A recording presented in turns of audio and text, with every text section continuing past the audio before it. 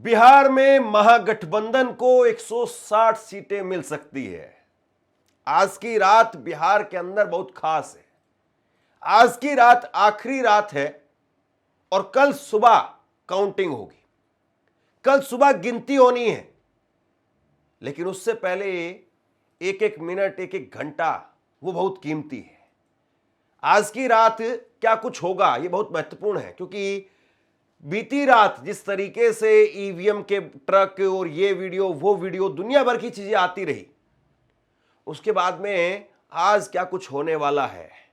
और आज के बाद में यानी कल सुबह जो गिनती शुरू होगी तो गिनती किसकी तरफ जाएगी।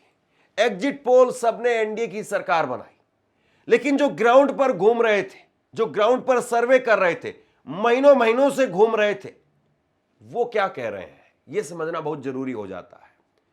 मैंने आज प्रेम कुमार जी उनसे बात की। प्रेम कुमार वरिष्ठ पत्रकार हैं और न केवल वो बिहार से आते हैं, बल्कि बिहार के अंदर उन्होंने काफी महीनों तक सर्वे किया और उस सर्वे के अंदर खास तौर पर जो पिछड़ा, अति पिछड़ा, दलित पर उन्होंने खास तौर पर फोकस किया और दलितों में जो अलग अलग जातियां हैं उस पर, वो किसकी तरफ जा रहा है इस पर उन्होंने फोकस किया।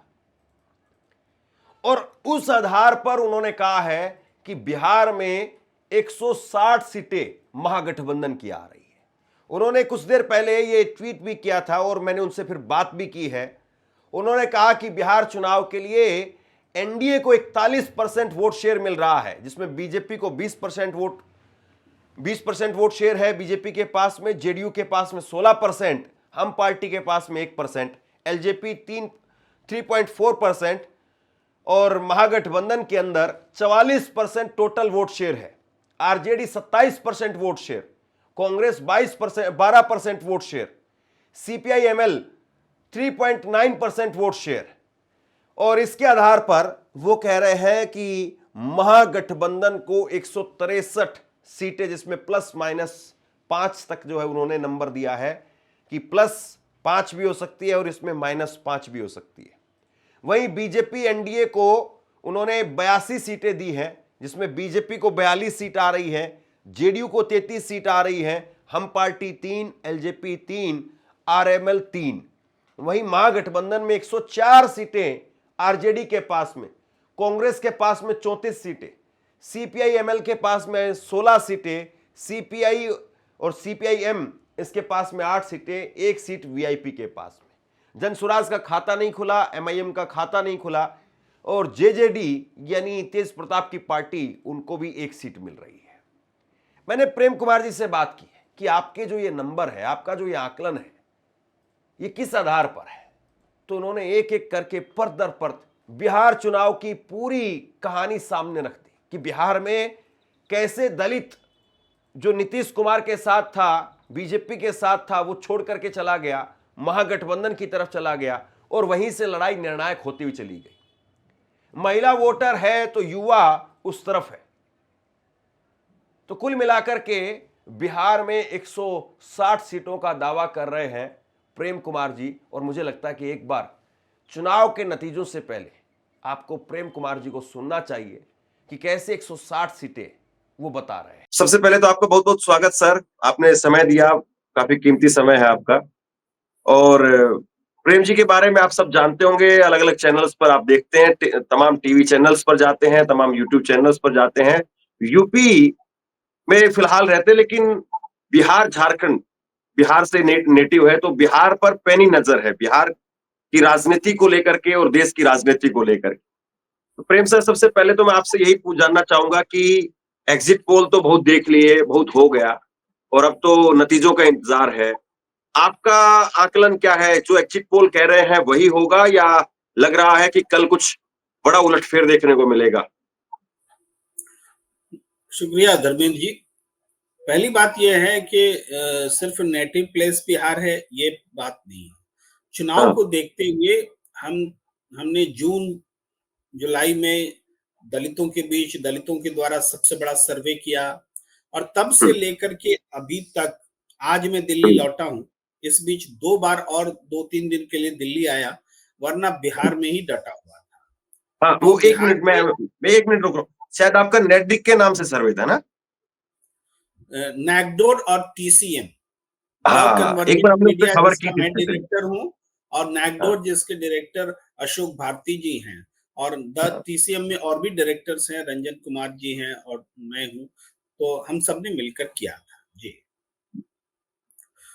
तो बात यह है कि उसमें हमने कुछ पाया था जो हम्म, दलितों के बीच था सर्वे, तो उसकी हम्म, फाइंडिंग्स को आज भी हम सही मान रहे हैं और वो होता हुआ देख रहे हैं। वो फाइंडिंग्स क्या थी कि दलितों का झुकाव महागठबंधन की ओर बढ़ रहा था। दलितों का झुकाव, दलितों से नीतीश कुमार जी की दूरी हो रही थी। दलित जो नीतीश जी ने खुद बनाया, वो भी उनसे दूर हो रहे थे। और ये बातें अभी सामने आ रही हैं।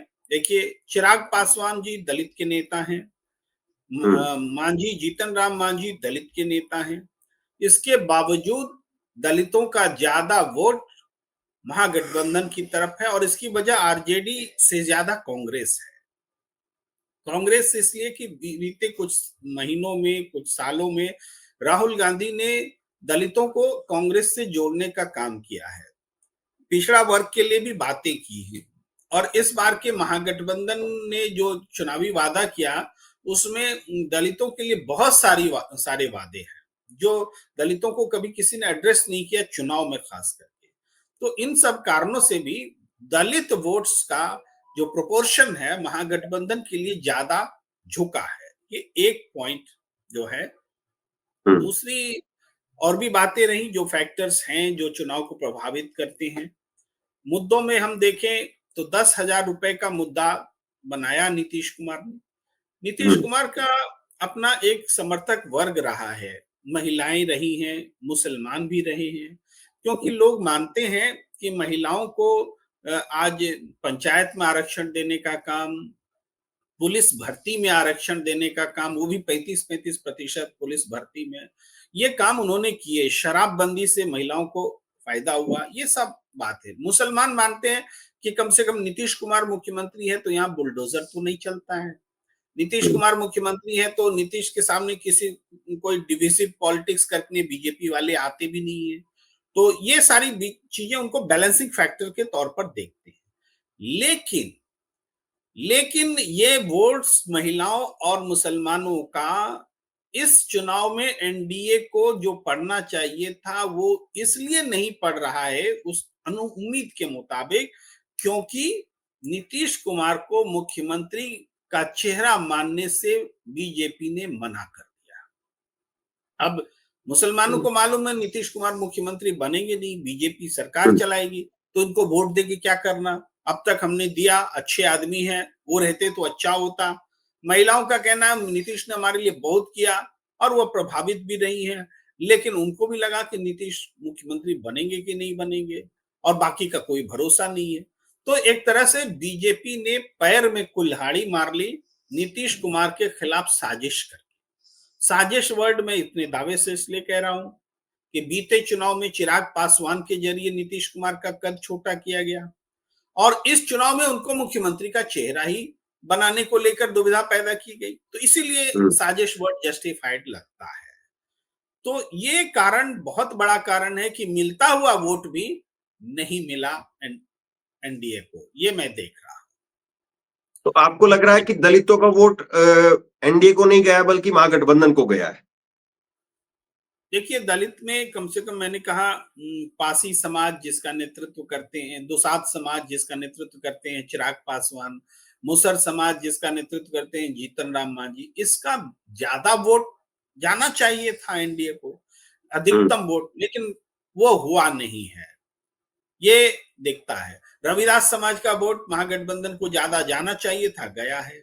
और जो इन जातियों के आसपास जो छोटी आबादी वाली दलित जातियां हैं, वो इनके प्रभाव में वोट देती हैं। तो जहां दुसाध समाज बटेगा, तो वहां दूसरी छोटी आबादी वाली जातियां भी दलित की बटेगी, बटती हैं। तो इस बार भी ऐसा ही हुआ। तो दलित वोट्स कम गए एनडीए के, महागठबंधन के बढ़ गए, ये मैं कह रहा हूं। इसके अलावा दूसरा अगर फैक्टर बात करें? दूसरा मैंने महिला मुस्लिम की बात की। अब युवा फैक्टर्स की बात करें, युवा सबसे बड़ा वोटर है, जो इस बार लगभग 70 लाख से ज्यादा वोटर्स बढ़े हैं, उसमें प्रोपोर्शनली युवा ज्यादा है। और हम्म। युवा बिहार में लगातार आंदोलित रहा है। अग्निवीर हम्म। से लेकर के, पेपर लीक से लेकर के, कोई महीना गया नहीं जब वो लाठियां नहीं खा रहे। दूसरी बात है कि तेजस्वी यादव ने पिछले विधानसभा चुनाव में उम्मीद जगाई थी, और तेजस्वी यादव ने डिप्टी सीएम बनने के बाद जो कुछ लाख नौकरियां हुई, उसका श्रेय भी लिया और जनता ने दिया कि नीतीश जी तो पहले भी मुख्यमंत्री थे, पहले तो नौकरी नहीं बांट रहे थे, तेजस्वी जब मुख्यमंत्री हुए तभी नौकरी मिली। तो तेजस्वी का वादा कि हर घर में हम सरकारी नौकरी देंगे, रोजगार देंगे, दवाई, कमाई, सिंचाई, इन सब का इंतजाम करेंगे, ये लोगों में थोड़ा विश्वास जगाता दिखा, युवाओं में खास यानी तौर से। यानी आप ये कह रहे हैं कि एग्जिट पोल के ठीक उलट नतीजे रहेंगे। एग्जिट पोल तो सही होने का प्रश्न ही नहीं उठता। हम्म। मेरी नजर में कोई प्रश्न ही नहीं उठता। सारे संकेतक जो हैं वो महागठबंधन की सरकार बनाते दिख रहे हैं मेरे विचार में। कुछ और भी हम विश्लेषण इसका आगे रखेंगे, आप जैसे जैसे सवाल लेकिन करें। जैसे अभी 2 दिन की जो गतिविधियां हुई है वोटिंग के बाद में, नीतीश कुमार दरगाह गए, मंदिर गए, गुरुद्वारा गए, उधर तेजस्वी यादव ने प्रेस कॉन्फ्रेंस की कि एग्जिट पोल तो उस पर क्या ही विश्वास करे, लाहौर कराची चले गए थे, धर्मेंद्र को मार दिया, ये सब बातें हुई। तो आपको 2 दिन की गतिविधियों में, क्योंकि काफी कुछ जो है वो वोटिंग के बाद में नेताओं की जो बॉडी लैंग्वेज, उससे भी कहीं ना कहीं नतीजा जो है वो समझ में आता है, वो लोग भापते हैं उसको। देखिए, वोटिंग वाले दिन रात में नीतीश कुमार जी का अपने मंत्रिपरिषद के नेताओं से, कुछ मंत्रिपरिषद नहीं, कुछ चुनिंदा नेताओं से अपने घर में मिलना, और हम्म। अगली सुबह ललन सिंह और संजय झा और दूसरे तमाम लोगों के घर जाना, और तीसरी तस्वीर की वो मंदिर जाना। ये नीतीश जी की 3 गतिविधियां हैं जो उल्लिखित हैं। और इन 3 गतिविधियों को देखें तो 2 गतिविधियां नीतीश कुमार सशंकित हैं, हम्म। और वो योजना बना रही हैं कि केंद्रीय मंत्रिपरिषद से ललन सिंह इस्तीफा दें। हम्म। ऐसा होगा तभी उस परिस्थिति में जब एनडीए को बहुमत आएगा, तो मुख्यमंत्री बनाने का दबाव स्वतः बन जाएगा, बोलने की जरूरत नहीं। ये स्ट्रैटेजी है कि इस्तीफा दिलवा दे, पहले से उनको हड़का के रखे कि भैया बनता है तो हम ही मुख्यमंत्री बनेंगे। उसके बाद जो तीसरी तस्वीर है मंदिर जाने वाली, वो तो प्रायोजित है। नीतीश कुमार जी के लिए उन लोग बीजेपी वालों ने बनाया है कि आप एक थोड़ा जेस्चर दीजिए कि हम जीत रहे हैं। तो बड़े अधबुझे मन से, बुझे हुए मन से तस्वीरों में देखेंगे, कोई उत्साह नहीं, कुछ नहीं, मंदिर चले भर गए। आपको किसकी कितनी कितनी सीटों का अनुमान दिखाई दे रहा है बिहार में? देखिए, हमने अनुमान अभी अपने चैनल का ट्वीट भी किया है आपसे बात करने से ठीक पहले, और अपने चैनल में 3 बजे हमने दिखाया भी है। हम्म। ये अनुमान कोई एग्जिट पोल नहीं है। ये अनुमान हम्म। हमने जो लंबा समय बिताया, जो हम विश्लेषण देख रहे हैं, हमारी टीम ने जो काम किया, हमने जो स्वयं जो काम किया, उन सब के आधार पर है। और मैं सीधे 2:1 इन फेवर ऑफ महागठबंधन ये चुनाव नतीजा देख रहा हूं। 2:1 का बोलचाल की भाषा में, अगर 243 सीट है उसको 240 राउंड फिगर में माने, तो 160 महागठबंधन और 80 एनडीए। इतना फर्क हमें 2:1 के तौर पर दिख रहा है। बहुत ज्यादा है, यानी एक तरफा। ये इसके सिम्टम्स दिखेंगे जब हम्म। हमें लगेगा कि एआईएमआईएम को 0 सीटें आ रही हैं। इसका मतलब हम्म। मुस्लिम फुल्ली इंटैक्ट होकर मतदान किया है। हमें दिखेगा कि यादवों का 90% तक वोट महागठबंधन को मिला है। तो ये चीजें दिखेंगी। और इसके अलावा युवा जब बम्पर वोटिंग इधर कर रहे होंगे, तो कर चुके हैं, बल्कि जब वो सिम्टम्स आएंगे तो हम उसको इसमें देखेंगे कि हाँ ये बातें सही हैं। इसके अलावा 160 सीटें महागठबंधन को, आप ये कह रहे जी हैं? जी जी जी, इसके अलावा और कारण भी मैं बता रहा हूं क्या कारण है। हाँ। देखिए, हाँ। सवर्णों में भूमिहार वोट्स कई सीटों पर महागठबंधन को मिले हैं, और इसके अलावा एक कोशिश भी की गई कि भूमिहार वर्सेस यादव किया जाए बिहार में। ऐसा होने से ये भूमिहार जो आ रहे थे महागठबंधन में वो नहीं आएंगे, तो ऐसा मोकामा में होता दिखा, लेकिन कई जगहों पर नहीं भी होता दिखा। देखिए परबत्ता में आरजेडी विधायक भूमिहार हैं, वो जीतेंगे। मटिहानी बेगूसराय में सीट है, बोगो सिंह भूमिहार है, वो जीतेंगे। इस तरह से आज महागठबंधन को भूमिहारों का भी वोट मिलता दिखा। ये बहुत अरसे बाद हुआ, या कोई उम्मीद नहीं कर रहा था कि ऐसा हो सकता है। यानी उसके तेजस्वी ने बाद महागठबंधन में एक पकड़ बनाई, भूमिहारों में एक पकड़ बनाई है। हाँ, सीटें भी ज्यादा दी हैं, और एक मौका भी है रहा कि कुछ ऐसे समीकरण बने, जो भी विश्वास इन्होंने दिलाया, लेकिन ये होता दिखा इन कि महिलाओं भूमिहार का वोट जैसे 10,000 रुपए की बात है, या फिर ये कहा जाता रहा कि नीतीश कुमार को लेकर के उस तरह का एक आक्रोश नहीं दिखा, जो आक्रोश जून जुलाई के महीने में था, कुछ उसमें जो है वो बिल्कुल, डाउनफॉल आ गया। हाँ। बिल्कुल। नीतीश कुमार को के प्रति आक्रोश नहीं दिखा, ये बात उतनी ही सच है, जितना ये कि नीतीश कुमार अब मुख्यमंत्री नहीं होंगे, ये विश्वास भी लोगों में बैठ गया। तो इस चीज इस ने जो है वो आक्रोश खत्म कर होने दिया। का फायदा कहाँ मिला एनडीए को? आक्रोश नहीं होने का फायदा जो मिलना चाहिए था, और हाँ। नीतीश सरकार हटाओ बोल के कोई नारा नहीं था, क्योंकि गठबंधन भी जानता था नीतीश तो ऐसे ही हट रहे हैं, तो नीतीश सरकार हटाओ नारे का कोई मतलब नहीं है।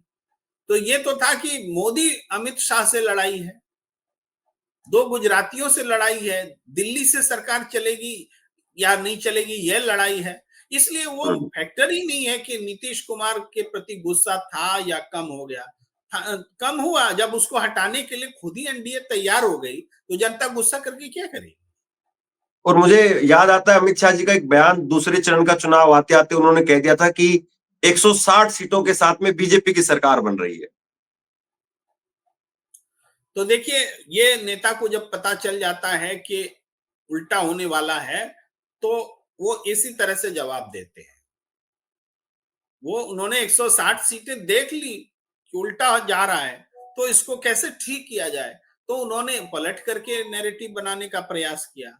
लेकिन जिस तरीके से जिस होटल में वो ठहरते थे, मौर्य होटल पटना, वहां तो मैं भी लगातार गया, और वहां सीसीटीवी को ढक दिया जाता था उनके आने पर।